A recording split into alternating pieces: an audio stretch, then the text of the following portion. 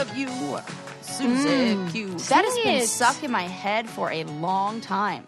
Really, Sarah? Yeah, every time you you come up on my text or you come up and it just pops up. Oh, I like that. It pops into my head. I think it's because I haven't been listening to a lot of my own music lately. So, like, I don't know. Maybe I'm just like... You're a blank slate. I'm a blank slate, yeah. Well, welcome to the show, episode 463. Woo! I'm really glad to be here. How about you, Sarah? Super happy to be here. As per usual, my favorite place. Me too. I just love it. I have number one, a recommendation. Ooh. Okay, yes. What? You reminded me. No, I don't. You tell me your recommendation first, and then there's something I forgot to tell you that I just now reminded me, and I'm glad you did that, so go.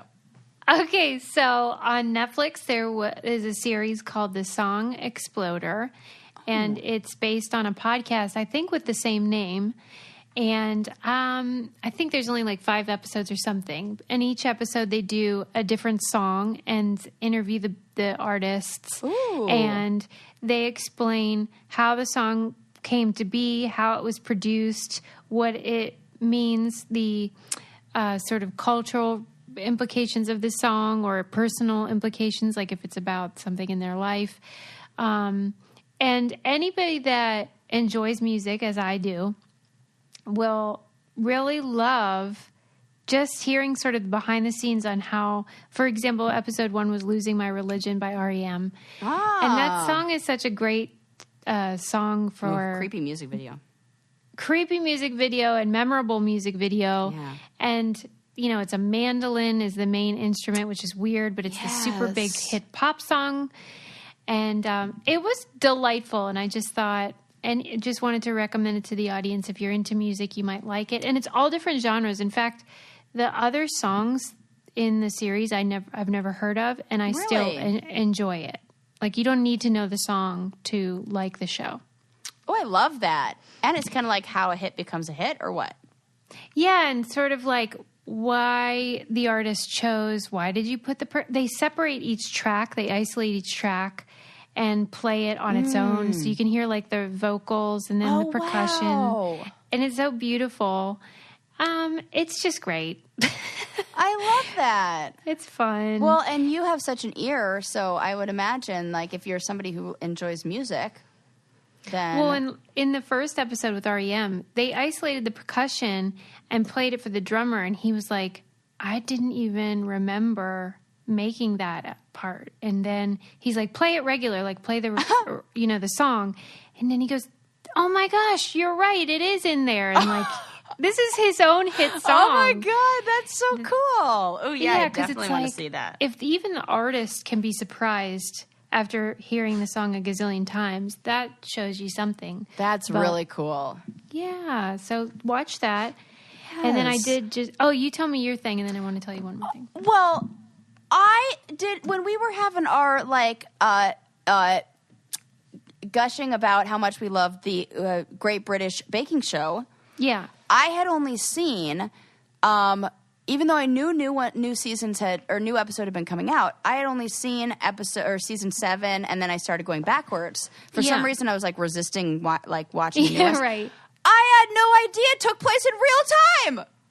Oh yes, this is like the best news ever. I'm so excited for Biscuit Week. It's the best. It was like the gift that kept on giving. Because at first I discover this show that's amazing, and then I discover that there are multiple seasons. So I'm like, oh, I'll go back and watch those to I don't know, in some way prep me ? For the new season.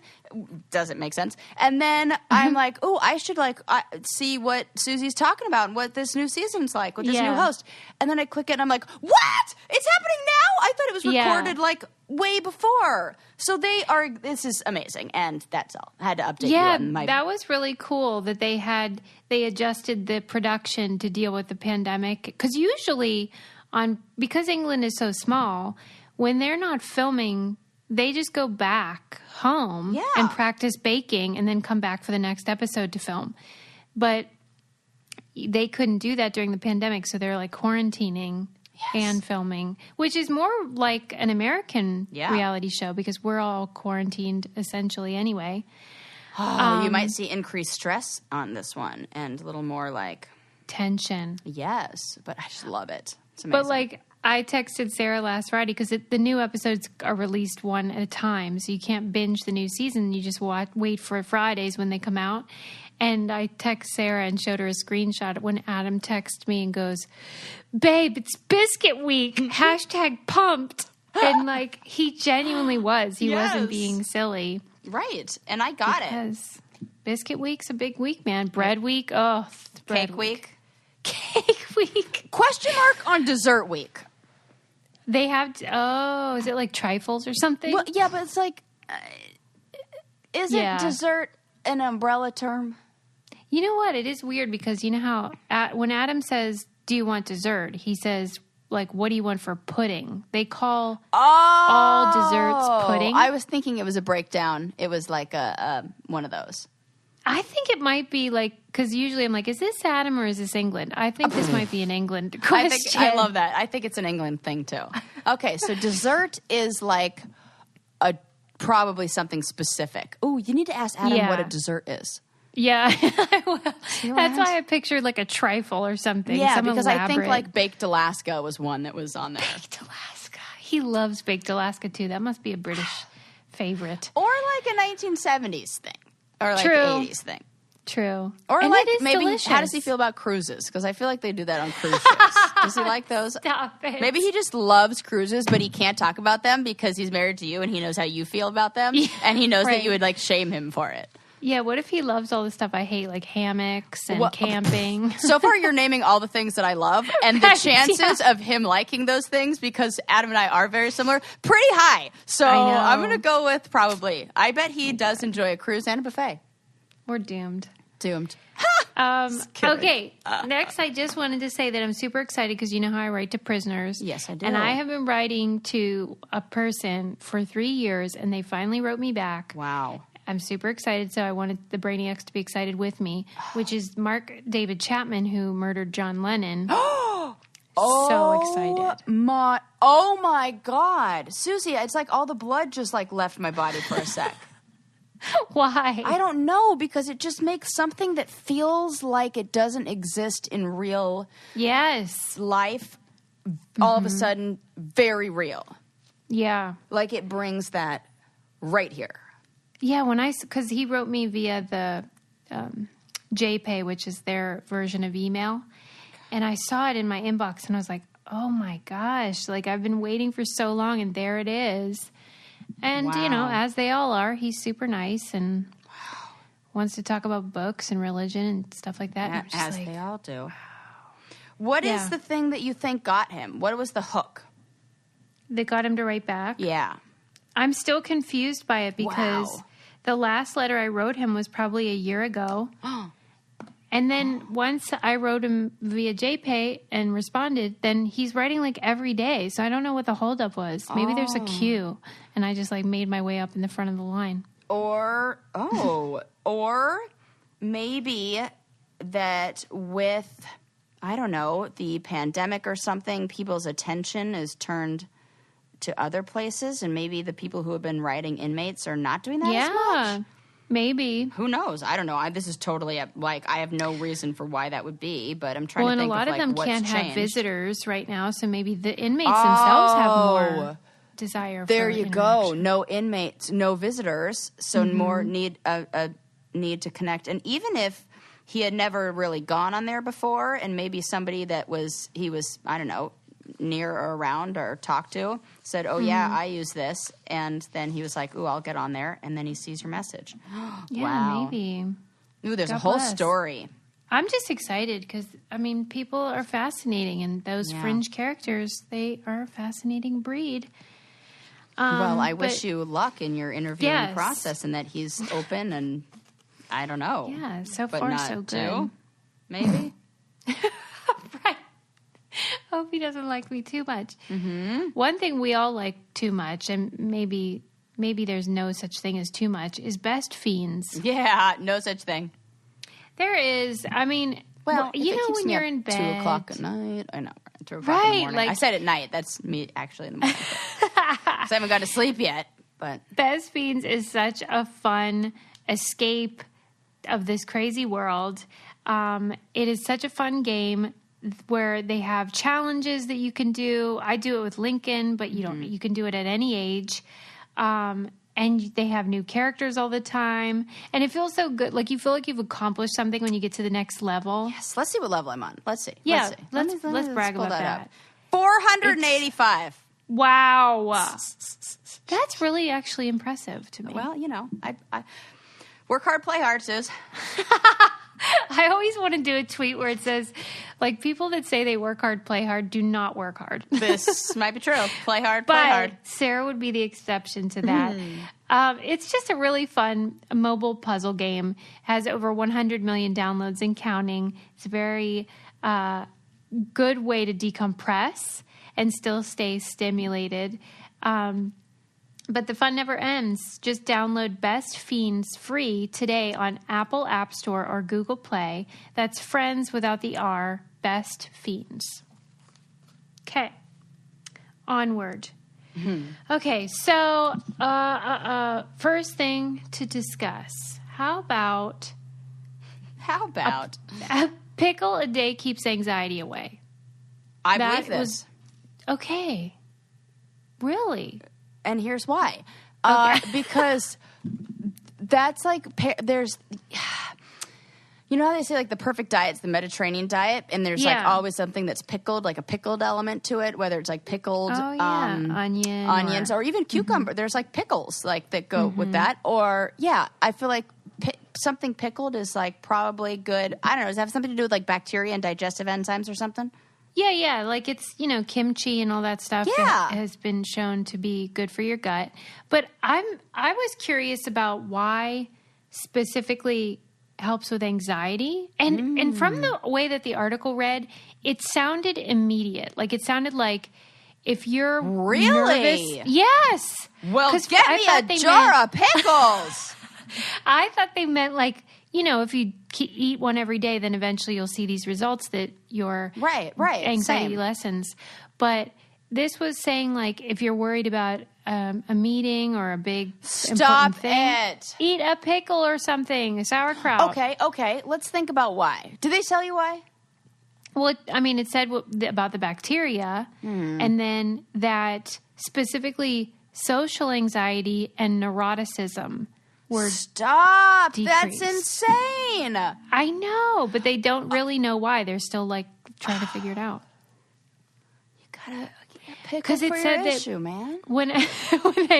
When they like studied the brains of people that had eaten the pickled foods, it had activated the same neural pathways as anti-anxiety meds. But why they don't know. Weird, right? But great. Well, I love pickled foods, and this Me is, too. I wonder if it's a natural need to balance. And I would say you and I are kind of anxious people, so Totally. is that like your body needing to regulate itself? I Dude, guess. that is so crazy. You're blowing my mind here. We 'Cause I'm- gotta stock up on pickles. Heck yeah. Well, you know what's crazy is I've never purchased this in my life. I just bought a thing of kimchi. Okay. And well, I was you're like, on the right track. I think I should probably eat this. And I bought some bulgogi, and I was like, I'm gonna make a bowl, a little I'm telling you, your body knows stuff unconsciously or subconsciously that you I swear your body was like, I need kimchi because it will help It with. probably was. Isn't that funky? I never bought that ever. And I was like, I definitely need this at the grocery store. And now I haven't eaten it yet, so now this is just what I needed to be like, here you go, eat that. Well, and even if it's a placebo, who cares? Who cares? If We it love makes me placebos. feel like, the only person that this doesn't work for is my brother Lucas, who is deathly afraid of pickles. No. Not afraid like he Pickles. has a fear, but in the same way I have an aversion to mayonnaise. Mayonnaise, yeah. But his is even worse. His is more like Jemmy and ketchup because he actually hates pickles. I remember when he was probably like 7 or 8, we took him, it was his birthday, and we went to Jerry's Famous Deli, which is a Jewish deli, and they give you, instead of like a basket of bread, they give you a basket with some pickles in it. He lost his mind, had a full breakdown, and started crying, and we had to leave the restaurant. Wow. And then once to torture him, my brother Jordan and I tied him to my mom's bed and made him watch the history of pickle on the Food Network. And he was very disturbed. Very disturbed. Cried the whole time. Like torture. What do you think he would be like now? He just wouldn't eat them but wouldn't make a scene?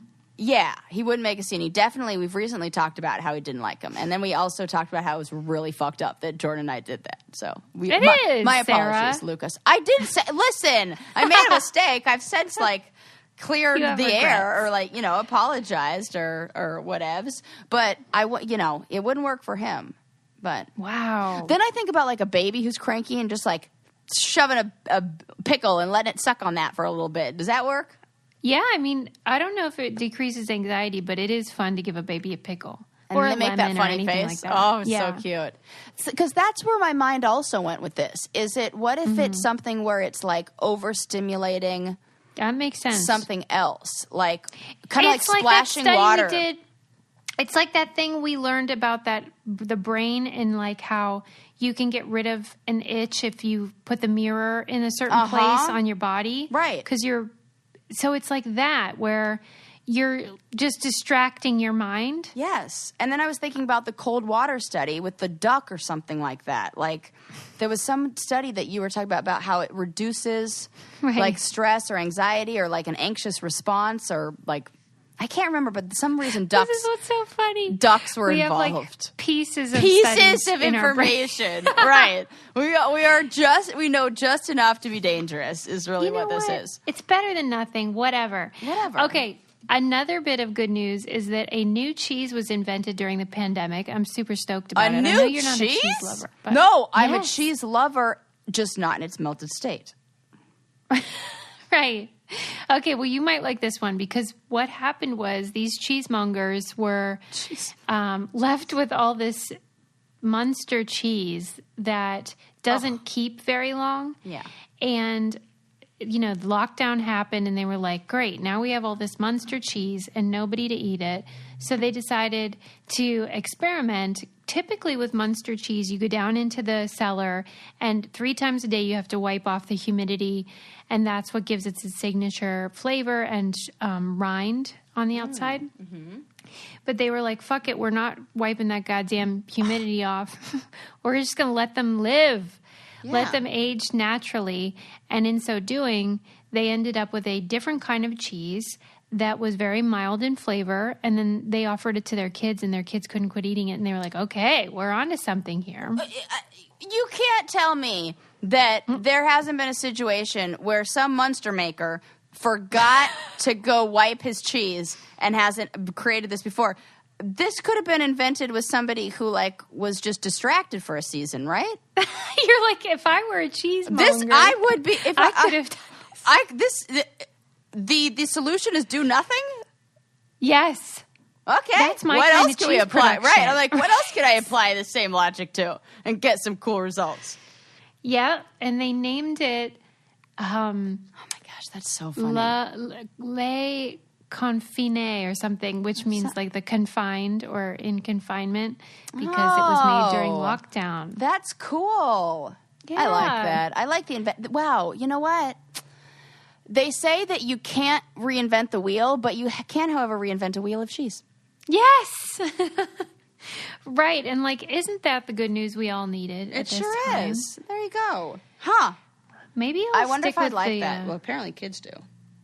Well, I like a cheese really with a sharper taste. I'm all about the stink and the... You're right, though. It does seem like that cheese would have come first and then the Munster. Yeah, and then they were like, second. That's not as flavorful. Let's start wiping it off and see if the bacteria produces or whatever. I don't know. What do I know? I know nothing about cheese. I just don't like it melted. That's it.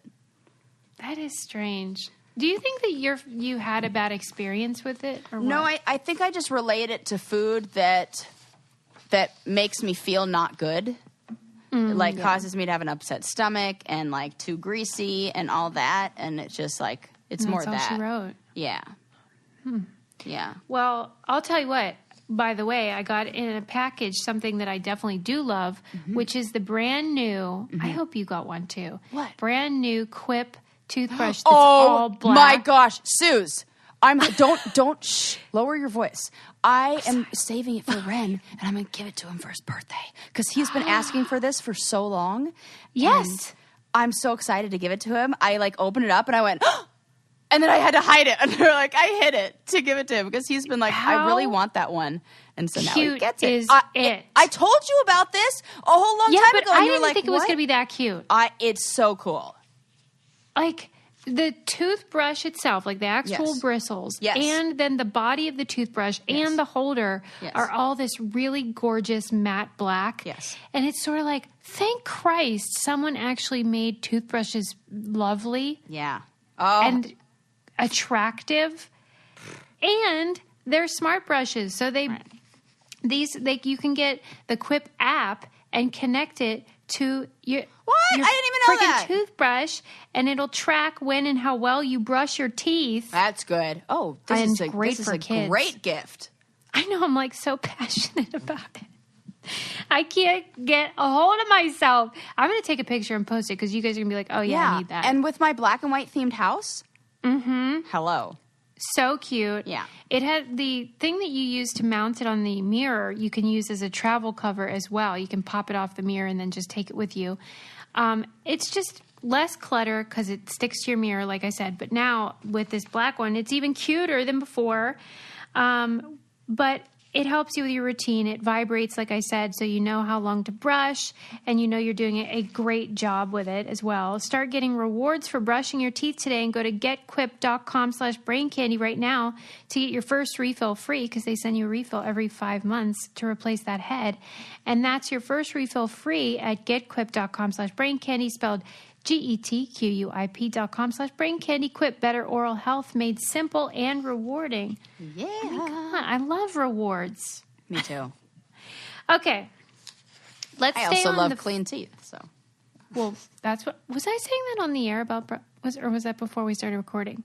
How like people that don't floss their teeth are really like missing out because you feel so much better. Yeah, who don't have that as part of like their routine or stick with it or Yeah, start flossing your teeth. Like if you're like, my whole life's terrible, just do that. Yeah. And see how you feel. Maybe it'll that help fits into things. your just do 5 minutes thing. Yeah, because it's a small change. Anyone can do it. Yeah. And then you can go from there. No. Okay, let's stick with the food topic. This is just a quick thing. Yes. Which is NPR says that an Irish court said that Subway's bread doesn't count as bread. I saw this. What do you think? I love it. I love it. Yeah. Tell me why. Because I don't like when companies... Okay.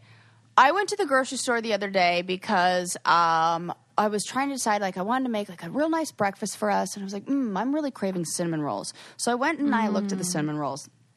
And first I checked a recipe for cinnamon rolls. And I was like, okay, that's, like, doable, especially since Susie got me that bread maker. Shout out to Suze. And Shout out to you. Suze. To you. And so I knew the ingredients that were in the bread, or in the cinnamon roll that I was going to be making at home. Then I went to the store. And I looked at the ingredients that were in the cinnamon rolls that I could be buying. And I was like, this that's a big mistake right is... I do not want to... Like, that seems like a lot of gross stuff to put in my body. Wow. So, yeah. Somehow this related to that. Now I can't remember because I'm thinking about how much I would love a cinnamon roll right now. You're like having regrets. Yeah. Well, you like the idea, is what you were saying, about like putting companies, holding them accountable. Yes, thank you. Yes. To be like, that's not what that is. And the bread, quote, it had too high of a sugar content, right? That's right. Yeah. Yeah. So that's something that they're not, that if you're not a savvy consumer, if you're like just trusting that the company is giving you this good sandwich that friggin' Jared's eating between molesting children. Frickin' Jared. You know, like, don't lie to me. Like, I want to know. I want it to be. I just don't like when companies. It's kind of like, what's the green thing that there's a name for it that you introduced me to, where people are like fake green. It's like eco. Like, like you're basically like flexing, but you're not. It's like using that. It's all bogus. Yeah. It's like there's a name for it. I don't know, but something. Yeah, because basically they were arguing that in order for bread to be bread, there's a list of criteria that it must meet. And that included having, I think it was 2%. The dough itself couldn't be made up of more than 2% sugar. And Subway's is 10%. So it's not even close. Oh, my 10% sugar. That's insane. And so by definition, in Ireland, it is not considered bread. We in America do not have these same regulations. We should. We're fine with tons of sugar, apparently. So we don't have the same designation. But in Ireland, you're not eating bread.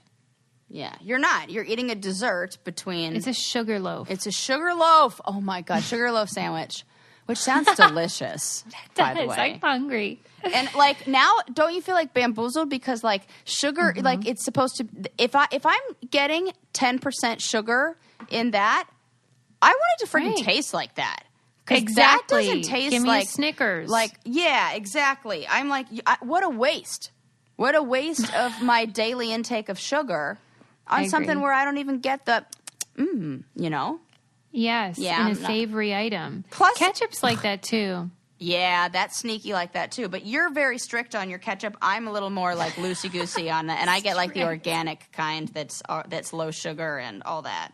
Oh, there you go. You know. Okay. Trying to, like, you know, live forever over here, Suze. You and my mom. Actually, not really. But my mom did say the other day, she was talking to me about, like, I don't know, giving me, like, motherly pearls of wisdom and, like, talking about, I don't even know what she was saying, like, oh, she said, like, you like look back at your life and you'll be like, wow, like, gosh, man, look at that quarantine we went through. That sure was something, or I don't know what she was saying. But when she said it, she was like, yeah, and when you're 97 and you're about to die, and I was like, in that moment, it felt like my mom was getting some, like, download from, like, you know, the spirits above. And it sounded like she was very sure that I was passing away at 97. And in my mind, I was like, oh, that sounds like the right number. Oh, that's not a bad number. Yeah, I'm good with that. And it was like, okay, I'm here for a long time. We're good. What's the math on that? What year would that be? 2079. No, wait. Dude, if you can do that math that fast, because you're just 100 years minus 3. Oh, okay. 2083, you would be, right? The hell year were you born? 1986. Yeah. Yes. Oh my God. 2083. 2083. Wow. 2083. That's a nice year.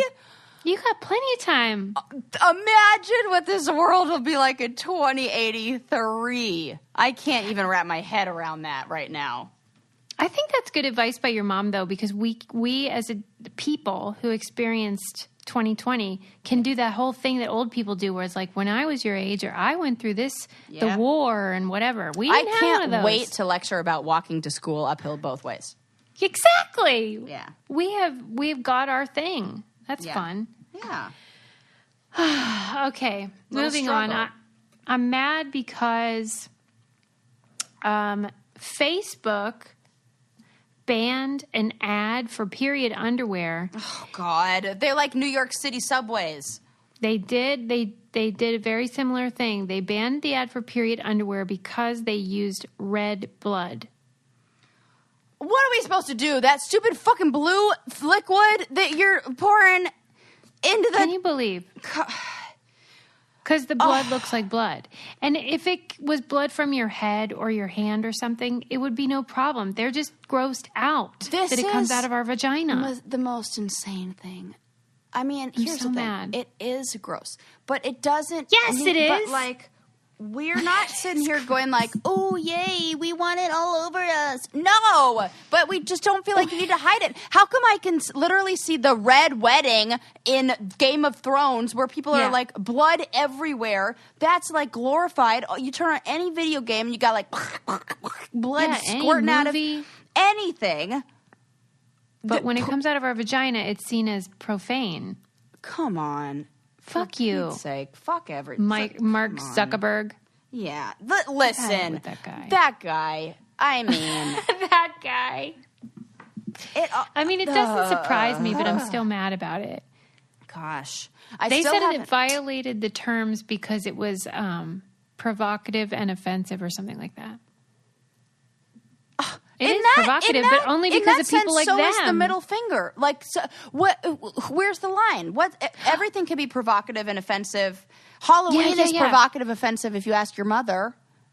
They use the word shocking. Like, if anything's shocking. I'll tell everything on Facebook is... It doesn't shock me when I see it in my underwear every month. That's pretty predictable. That's about the least shocking thing that happens. I'll be shocked when it doesn't happen. I love when you yell. Golly. I'm just like, stupid. That's a stupid thing to say. Not you, him. Sarah is shocked at their shocking claim. Yeah. I'm like, that's stupid. I rarely use that word. That is that's like a swear word for you. It is. And I'm going to say that is that. Wow. Well, what is definitely not stupid are Rothy's shoes, which are my favorite shoes. That's smart. Yeah, that's smart stuff, people. Yeah. Rothy's shoes, you've seen them on my feet a gazillion times. They're so cute. They have all different styles. They have all different colors that they update all the time and patterns and prints. Yes. And now they have children's as well. And they have bags. But my favorite part is that you can wash them. Yes. So they stay like new. And I mean, I've had mine for years and they're still white. That's the testimony that you need to hear. And there's 0 break-in period. They're comfortable immediately. And they're made from recycled bottles. So they're sustainable. You need to check them all out. So check out all the amazing shoes and bags available right now at rothys.com/braincandy. That's rothys.com, rothys.com/braincandy. Style and sustainability meet to create your new favorites. Head to rothys.com/braincandy today for those really cute shoes. Yeah. Oh, God. I know. I love you. What else just like get fired up. Here's another little one. I'll just do, these are all like kind of like little ones. Yeah. This is actually a good thing. This was good. Science Magazine, and they were talking about how people, I guess it's like an organization, but I'm not sure who the they is, but they created decoy eggs to put in Costa Rica in the to simulate turtle eggs. Oh, okay. Yeah, and they have GPS in them, so if poachers steal them, they can catch them. This is great because I saw that like headline that GPS is saving baby turtles, and I was like, how on earth did they get that little GPS on that little baby turtle? And now this makes much more sense. Yeah, and a lot of them, like I forget how many they had, but a certain percentage of them, the poachers knew and tossed them aside, and so that was unsuccessful. But there were several that they were able to catch. And I wanted to ask you, because I figured you would know, what the heck do these poachers do? They sell the turtles, or? Well, maybe, and then maybe that like turtle soup that. Right. I feel like, can we just stop with the soups of endangered animals? Nobody even likes that shit.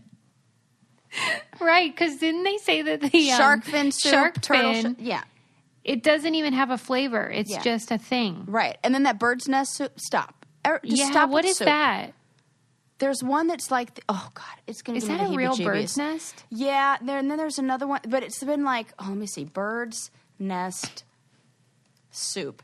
I think it's like weird where it's been like, okay. They're created out of the solidified saliva harvested for human consumption of swiftlet bird nests. Gross. Why are we doing that? Stop doing that. Why are we doing that? Stop doing it. Come on. I'm always talk about this, but do you know that Bob Newhart sketch where he's playing a psychiatrist and his clients come in and they describe, like, I wash my hands 50,000 times a day and blah, blah, blah. And then he's always like, well, stop doing that. And I'm like, that's really like the essence of therapy. Yeah. Well, don't do that anymore. Stop. Yeah, why are you it's doing so that? simple. I mean, for real. That's like what I go to a therapist and she's like, well, what's stopping you from like doing that every day? And I'm like, well, fuck, I don't know. Well, then just do it. Okay. I will. But that's true. Here's my money. That's what I said in my TED Talk was there's a reason why Nike's slogan has been just do it for however long. It's just the truth. Just do it. But it's hard to do it. It's so hard to do it. We can't. It's so hard to figure it out. But it is hilarious to say, just can we stop with the soups? Come on. Enough. Nobody even likes it. Oh, Nobody likes it. They don't even taste good. Right. Yeah, that's really funny. I don't know. All right. Let's move on. Let me think what I want to tell you about. How about an update on the Mona Lisa? That's fun. Oh, yes. I will take one. So they're always studying that thing because it's just so famous and there's so much interest in it. So a recent study of the Mona Lisa conducted over the course of 15 years. I don't know what takes them so fucking long. But it doesn't change. Right, it's right there. Right there, staying the same. They detected earlier marks in charcoal on the canvas, and the marks in the hand and hairline show artist Leonardo da Vinci shifted her pose over the course of the painting to make her look more directly at the viewer. And they said that the process of figuring that out was accomplished with a multispectral camera that can detect reflected light at, this crazy rate or whatever, to observe the sketch underlying the famous painting. And the analysis also detected a hairpin, which was dropped from the final work. Oh. So she, had her hair did, and then they're like, no, let's make her, beach waves. Oh, my God. So he took a little creative liberty in his... And don't you wonder, portraiture, why he was maybe he did the Coco Chanel thing where he removed one piece of jewelry. Oh my God, that is such a freaking funny joke. That is so good. But he's maybe he really did. Nope, too much. Yeah, because what do we think this is? The Baroque period? Come on, get that out of here. Baroque, right? Because Coco Chanel said when you're going to leave the house, you should look in the mirror and remove one piece of jewelry before you go. You have to edit. So maybe Da Vinci was like, you know what? That's too much. Yeah, she's a simple lady. She doesn't... Be casual, Mona. Yeah, you're overdoing it. Oh, you've over-accessorized, my dear. Less is more, Mona. Less is more. I mean, he really should have given her a little help with those brows, or lack thereof. Help a girl out. What was wrong with them? I don't even think she has any. Oh, my God. Let me see. Mona Lisa. She doesn't have eyebrows? I mean, they're not a lot. No, she doesn't. You're right. No wonder she looks mysterious. Right. We know this. We've talked about the eyebrow thing. I forgot. Well, we talked about it in general, but I didn't think we talked about it with Mona. Right. Just about eyebrows. Yeah. Mm-hmm. Wow, people. We're still learning. Maybe it did take them. Maybe they did need all 15 years or 4 years or whatever. So. Yeah, right. Who are we to judge? It is annoying, though, how scholarship depends on funding, and funding depends on public interest. And so people are so obsessed with Mona Lisa that now we're just sort of studying her because it's possible to get funding for it.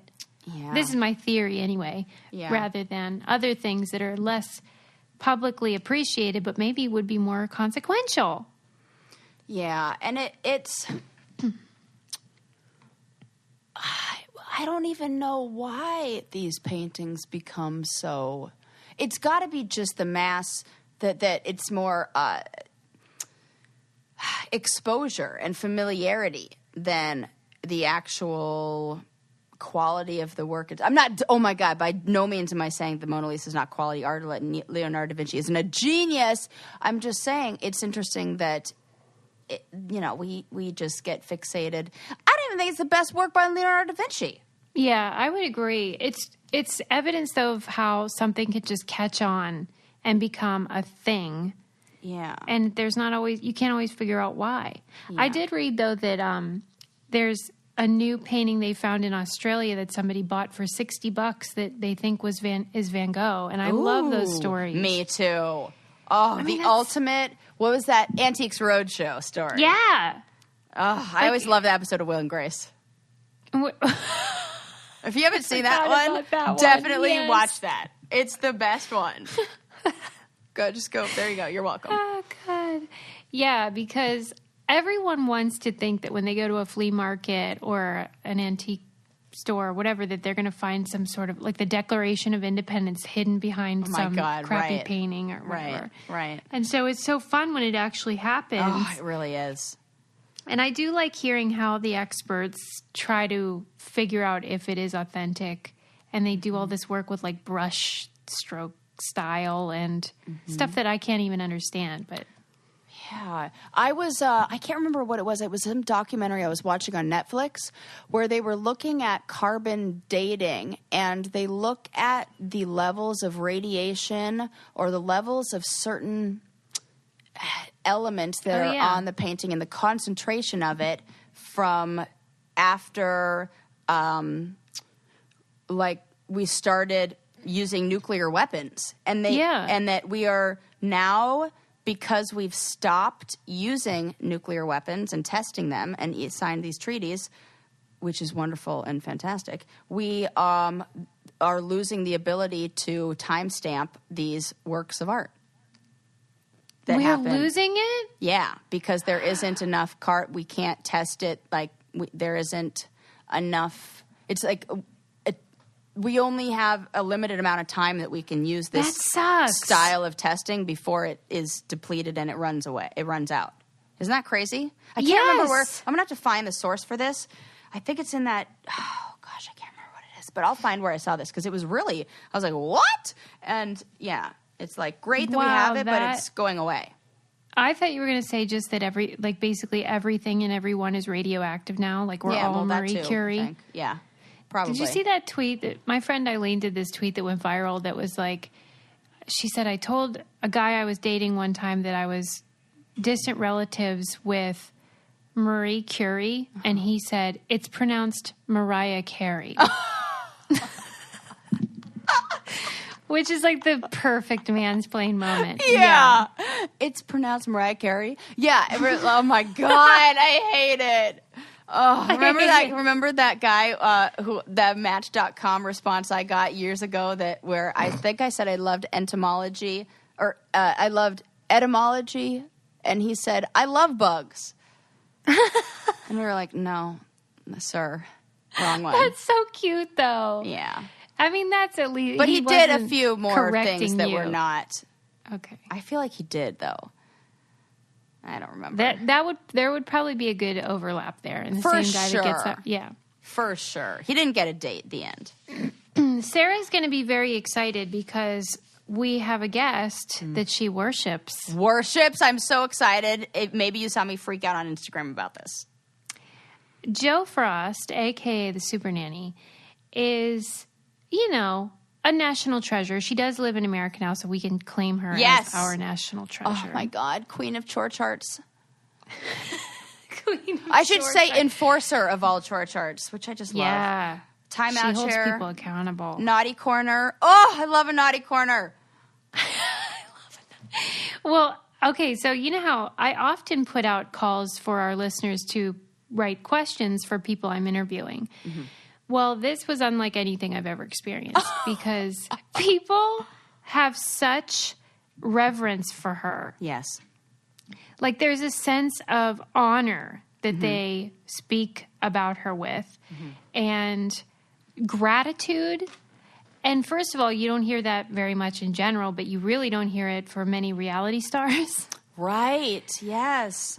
So I was just like so happy that people are just really, they look to her for guidance, and she's doing the Lord's work, really. Yes. And I think she sees parents, and she and just validates them, and then also calls them out, and lets them know that you're going to get, she's supportive. I freaking love it. Oh, well, my brother always used to say that love is a command to rise, and I feel like that's what Jo does, where she's like, I love you enough to say you can do better, and I'm going to help you do better, and I'm going to show you how. And she gives people the tools and empowers people, and it's really great when reality TV can give something good to the world. I love it. Let me read her bio before we introduce her. Jo Frost is the most globally recognized parenting expert in her field, having acquired a legacy of over 30 years' experience in her genre. She's an award-winning, best-selling author and a TV host expert, best known for her show Super Nanny, of course.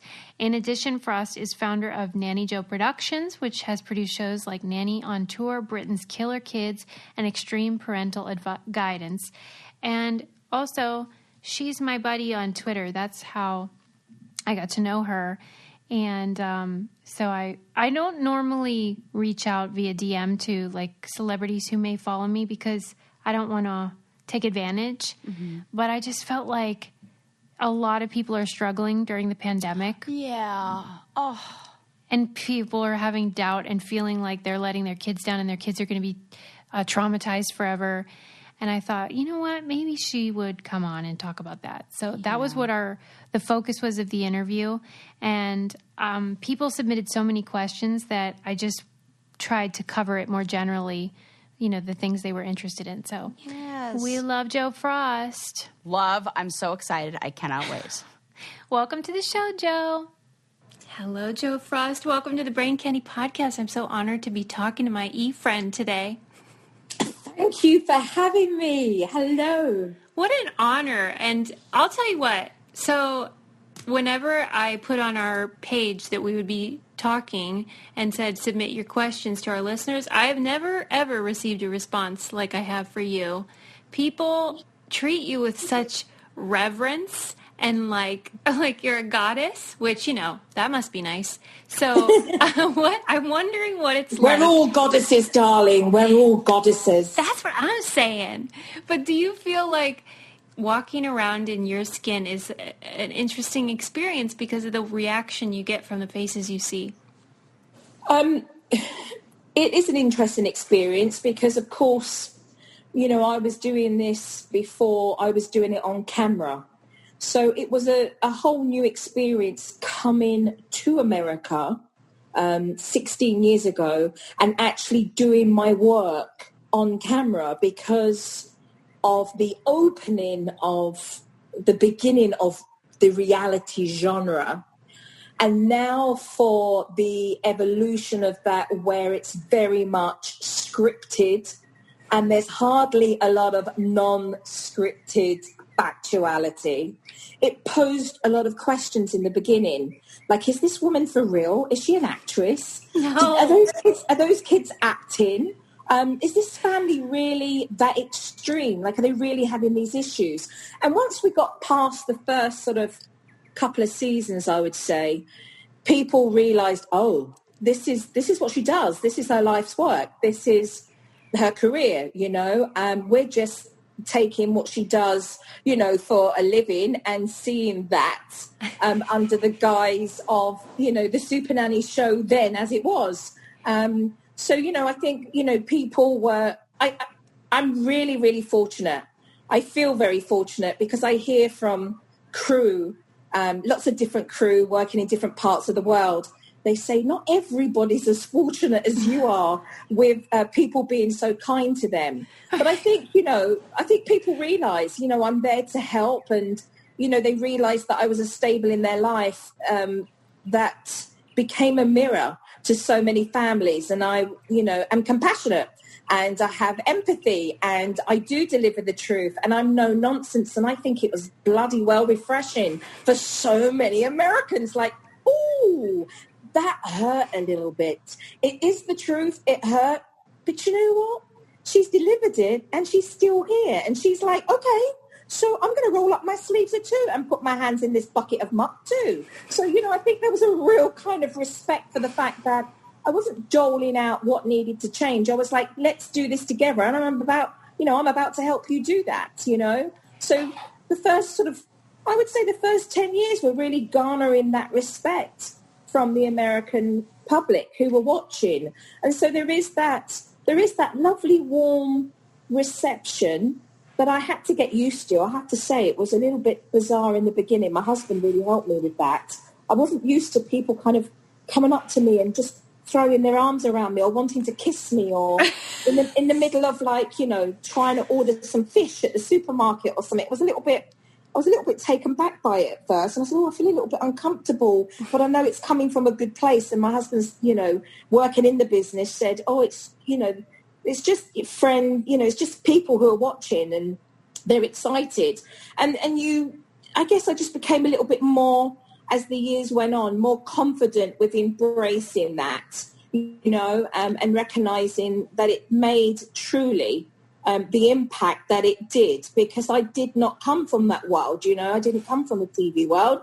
I came from, professionally being a nanny and then a consultant helping and troubleshooting. So it was a very different, as you will know yourself, I kind of came through the side door just doing what I love to do, right? Yeah, but you're the good kind. Like most of us are, we misbehave and they show us on television being less than savory. And so whenever there's a reality show that has great storytelling, it's still compelling and dramatic, but is creating a greater good, I think people are really grateful for that. Yeah, I think so too. I mean, it's a feel-good, uplifting show. And I've heard a run of the gamut. Look, people have said to me, oh my God, it's great, birth control. Others have said it's great, others have said it's great confirmation. Others have said, God, I've learned so much. I did not know what to do. However you receive it, I call it, my work is on screen. It's factuality. It doesn't need to be produced. These are real families that really have issues. And I think if you just go forward helping these families with the integrity that I have and the moral compass that I'm very comfortable with, you can bring a family to a place of really being successful if they want it. And that never gets old, Susie. It never gets old when the penny drops and you see a couple so happy because they now realize it's like they realize for the first time, oh my God, I am capable of being able to do this. I can do this. And at that moment, you're so happy because you're very present. I'm very present with when I'm with a family, working with them. Of course, I'm not thinking about anything else but helping this family on their journey. And then you sort of, say goodbye to the family and you say, wow, not only has it helped this family, but now they're going to pass that information forward. And truly the power of the medium of television allows you to be able to help people worldwide. And that to me is that's unbelievable. Like, wow, like that's, when you find out that your shows are in like 149 territories and you're on a ferry going, for a couple of days to Morocco and somebody points you out on a seat in the ferry and says, I just want to say thank you. You're like, wow, look at the impact of that, Oh it's incredible. It's incredible. So, I feel, I do feel very blessed that I've had the opportunity. The experience that I have and given the opportunity came together at the right time to continue helping. And what more? My God, look right now. Like we need it. So, I mean, we've always needed it, but look right now.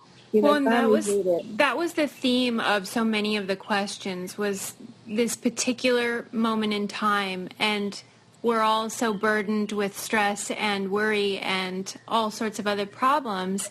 And yet people are thinking, parenting in a pandemic is a totally different beast. And they're worried. They're fearful that they're letting their children down, that they won't be, the children will be stunted in their maturation process. How do you comfort them?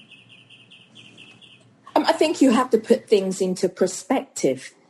And it's hard when families around, I was about to say around the world, but in some countries we've seen a better example than others. Yes. But if we're talking about this country, America, then that's very difficult when there's not direction and there's not truth and there's not leadership. And it's important to have that. And we've seen how not having it has led a country to be shaken by the circumstances and the reality of this pandemic that has been minimized. I think it's important to put into perspective when you have collected the scientific data and information, What choices will you make as a family that, number one, will keep your family alive, period? Because like the governor of New York said, there's no coming back from passing away. There's no coming back from that. And that has to be the first priority. How do I keep my kids safe, my family safe, so that we're protecting us and others? And that takes a collective mindset.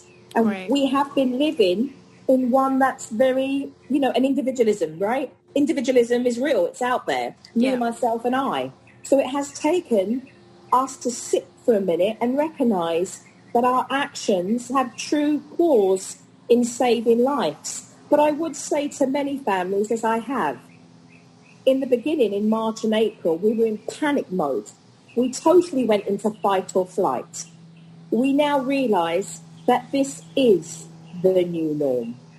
And there is no going back to how it was, because this will never go away.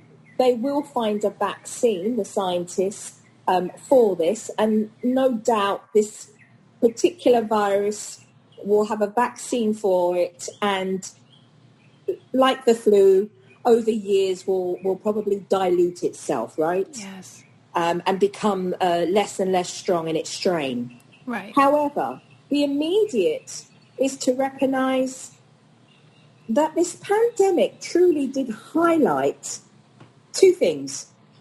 How we were going to move forward with the new challenges presented, which were homeschooling, how we were going to create boundaries and some privacy for us all to have space under one roof, when we as human beings love our family but had been used to saying goodbye to our wives or husbands, partners, kids going off to school, and now we're feeling a little bit suffocated, all in the same space. So how do we create the bubble of privacy in our own homes and create more harmonious feelings and energy in our own environment?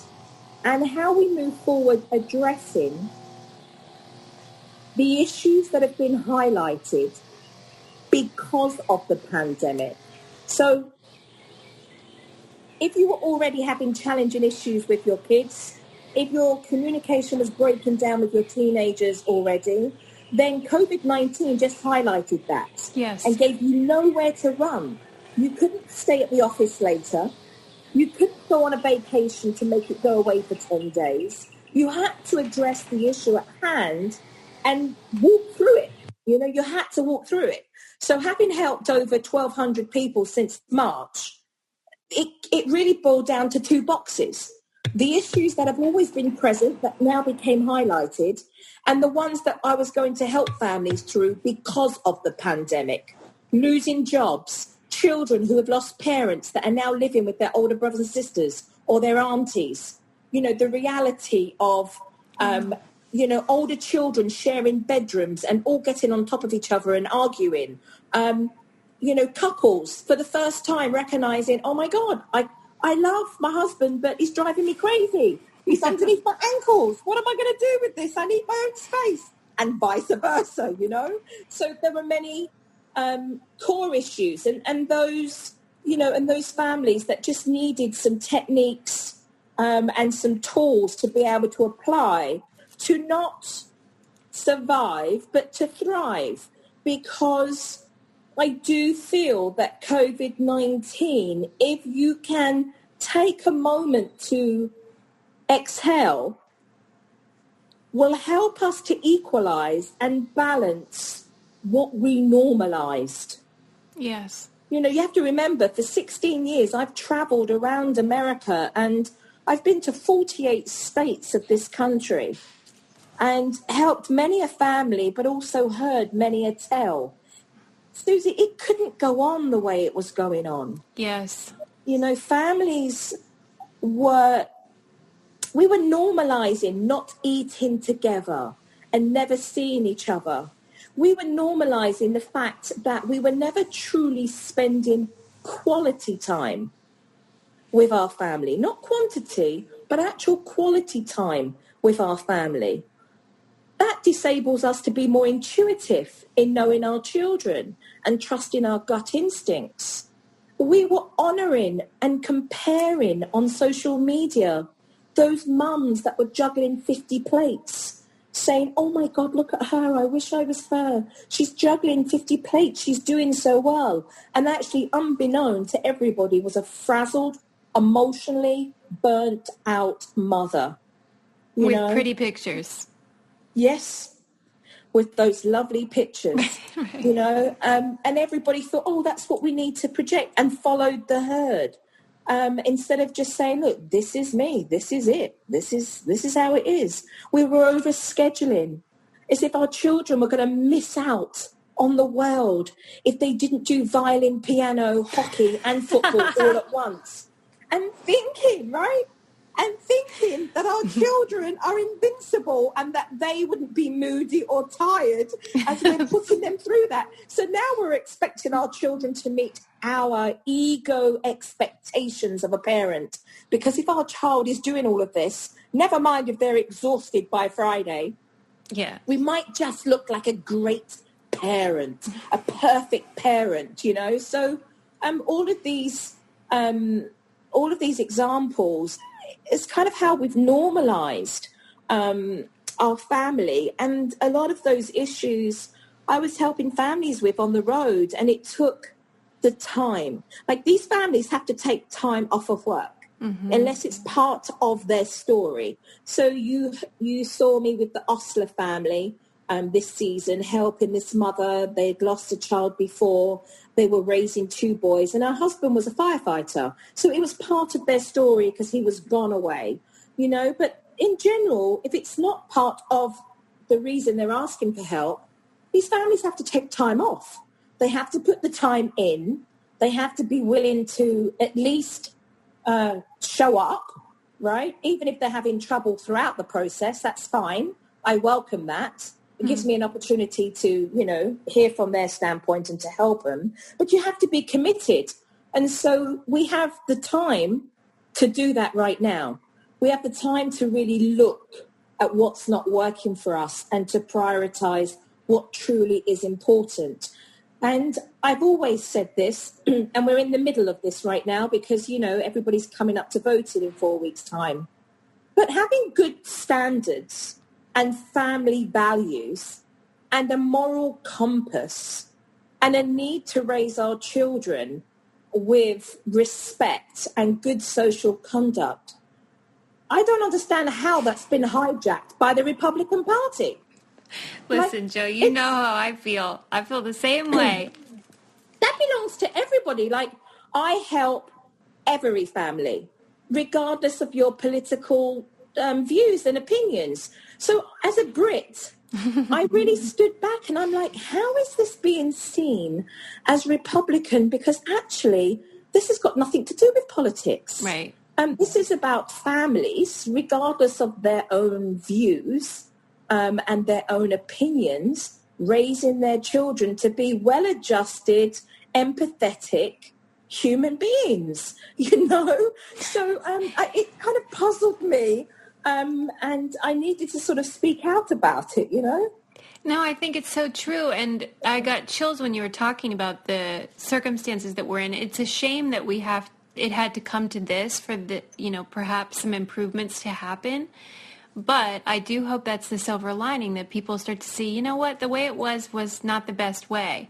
And we do need to be together as families and be teaching our kids and having quality time, as you suggested. Yeah. I really and do the hope tools. that. And we do, we do need to learn the tools. That's what's fantastic about the show. It gives me the ability to look at different relatable circumstances and to be able to provide the advice and the tools and the techniques to help parents with those parental challenges. But what we've also seen in this season, which I'm very happy that we decided to do more of because it was important for me coming back for season 8, was to break down the fourth wall and show families it's not in and out. It's not a DIY, quick, put the wallpaper up and knock the shelf in and you're good. There's hours of conversations. I have to, talk to both the parents numerous times or the single parent. Sometimes there is, a hurdle.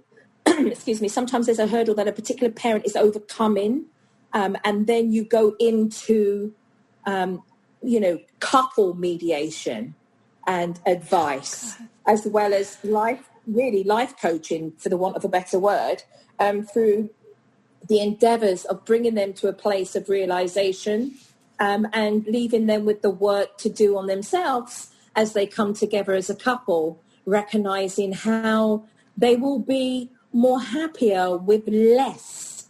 But what they do have is more purposeful and more meaningful. I think that, I think that really is a lot of brain thought for many families, because we do live in a world where we want immediate gratification. Right. We want everything now. We want to click our fingers and it just appear, like truly Mary Poppins. Let's just sprinkle. Yeah, can you make that happen, Joe? Yeah. Can you just click your fingers, chip chop, dally do, let's go, all done. I think it's a little bit of a surprise when I'm like, actually, no, you're going to be doing the work for the next like week. Good news, bad news. I do remember a funny. I do remember helping a family once years ago, and it was for the show. And I remember I walked in and the lady said, "Okay, well, we're just ready." I let them know, I said to them, "Look, here are the things I believe are truly challenging you and the root cause." She was like, "Right, okay. Well, when you're ready, just begin. You're fine. No, we'll be good. We'll be in the kitchen." Stop. I said, "No, actually, it's going to involve yourself." My God. Well, that would be nice. I mean, we all want to snap our fingers and have everything change, but bad news. You got to work on it. Yeah, it's kind of good news though, right? I mean, look, you recognise, you grow from it, you evolve, you grow from it. And I think that's what's really, really important. You've been doing this for a long time, but don't age somehow, which I'm mad about. But I don't know your secret there. But do you notice a shift or a change in what people do worry about, parental changes and trends, or do you think the fundamentals are constant and remain pretty much the same? I think it's both, actually. I think that we have concerns that our parents probably had when we were younger, but I also think there are new ones, and that's dictated by the technology era. Yeah. And how fast that is moving, that I think is very hard for our brains to even catch up with, it's just moving radically so fast. And we really don't know all the implications of it either. We don't.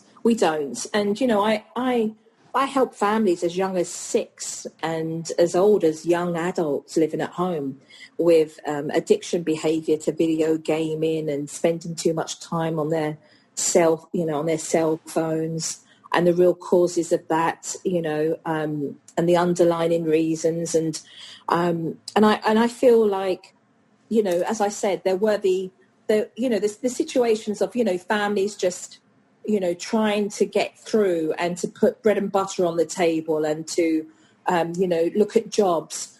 And we've seen, over 10 years ago that we had gone through that recession, and now we're looking at the economy now and recognising that it's a little bit bleak, to say the least, with respects to opportunities and those that have gone to uni or college and looking, for their job prospects.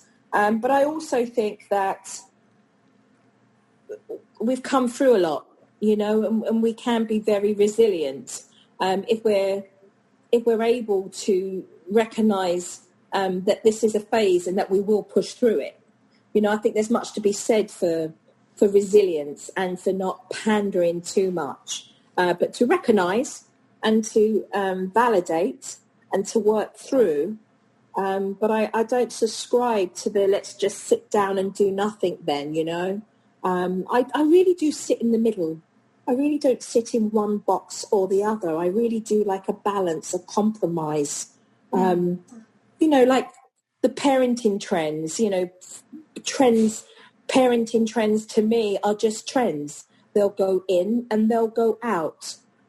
families expect, and they should expect no less than techniques and advice that will work from myself. So, again, I don't subscribe to the trending of things. I'm not going to move with that. I'm going to go with what works, because why fix something that's not broken? And there are new advice and techniques that come along the way as I'm working. Of course, I have to move and evolve and change too, with the challenges that are ahead of me. But, I don't subscribe to that. I think we have to do what works. And it's been quite amazing with even some of the young generation. You'll talk to them and they'll be very kind in saying, oh, yes, so more of the old-fashioned approach then. Oh. And I'll say, well, no, just an approach that works, that's all. But, do come back to me if you find that what you want to experiment with don't work. And they all come back. Yes. They all end up coming back saying, well, it didn't just quite work. Because there's a reason, and I feel that if you can explain to families why a child may be refusing to behave a certain way, or why they're showing up a certain way, or why is your partner being defensive every time you talk. If a family understand, then they're more willing to continue moving forward in a space that gets them the results, and parenting has become $1 billion empire. Everybody has an opinion. Everybody wants to say what they think. But truthfully, they can only talk about their own family or their own child, So with a lot of respect, I'm coming from a place of been, helping families of all different walks of life with all different types of families and dynamics. And so, the life experience I'm given is not coming from a space of, well, I only know what I know from my child. I'm coming from a place of, well, I've helped thousands of families, Right, because everyone thinks they're an see. expert if they have a kid, but it's their own personal experience, whereas you have experience across so many demographics. Exactly. Well, and I love that you empower people with tools that even when you leave, they can continue to foster those new techniques. And that's such a blessing for people. We all need help. Yes, it's so important. I remember helping a family. I had my show, Joe Frost Nanny on Tour, a format that I did here in America. And I was helping a family with sleep issues, because I would say it's probably number one right now, families struggling with sleep, and sort of nailing down the age group that they had, why there were certain things they needed to do during the day to support healthier sleep of a nighttime. And it was 2:00 in the morning. And they said, are you not going? Like, I see the crew are leaving. I'm like, oh no, I'm here. I'll just be here on the sofa. And they were like, oh, you really do stay then? You really do help? I said, oh yes. Like, this is to get you in the space of all being able to sleep as a family. That's so nice. So they understood that. And the Atkins family love them. They're doing very well. Well, it does make me really happy when reality television can bring good storytelling, like I said, but still be helpful to people. And that's why I love you. And I've taken up too much of your time already, so I'll ask the same thing we ask every guest at Brain Candy Podcast, which is, if you have a car, what do you keep in the trunk of your car? If I have a car, some people don't have cars. Yeah. Oh, yeah, I do. What do I keep in my car? I've got a blanket in there. Oh, I'm like, I would say I'm kind of like, because I have a grandson. So I keep a blanket in there. I've got so nice. Snacks in there. I've got like bottles of water, an emergency first kit, like the mini ones.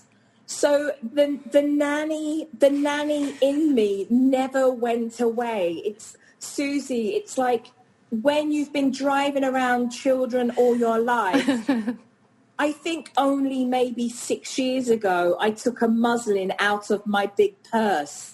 Like you would carry like little things around with you. Like Eli's 6 years now. But I remember I would still have like a giant linen muzzy just shoved in my purse, because if I needed just to dab down a little bit of water and just do something, it would be there. It is handy. I know. My bag's like, it is like Mary Poppins' bag. I've got the Band-Aids and the cream and, the gloss in there. And, so the back of the trunk is, bottles of water, a blankie, a mini emergency kit, some... Oops, can you hear me? Mother would do, right? There you go. Yes, this is what I love about this question, is it really does tell you a lot about the person, and I expected nothing less from the Super Nanny. Oh, and recycle shopping bags for when I have to go to the supermarket. So my bags are in there already. I love it. You're prepared for anything. Thank you so much for coming on this show. You're amazing. Thank you, Susie. Hey guys, if you're enjoying this podcast, try giving my podcast, Miraculous Mamas, a listen. Miraculous Mamas is a safe and inclusive place for you to find a huge amount of educational and relatable information about childbirth and parenting, with absolutely everything in between. Each week we discuss important topics, share great resources, hear from experts, and listen to birth stories, all in an effort to bring you reassuring and informative experiences so that you know that you are not alone. That's all on Miraculous Mamas podcast. Look for the podcast link in the show notes or simply search for Miraculous Mamas on your podcast app.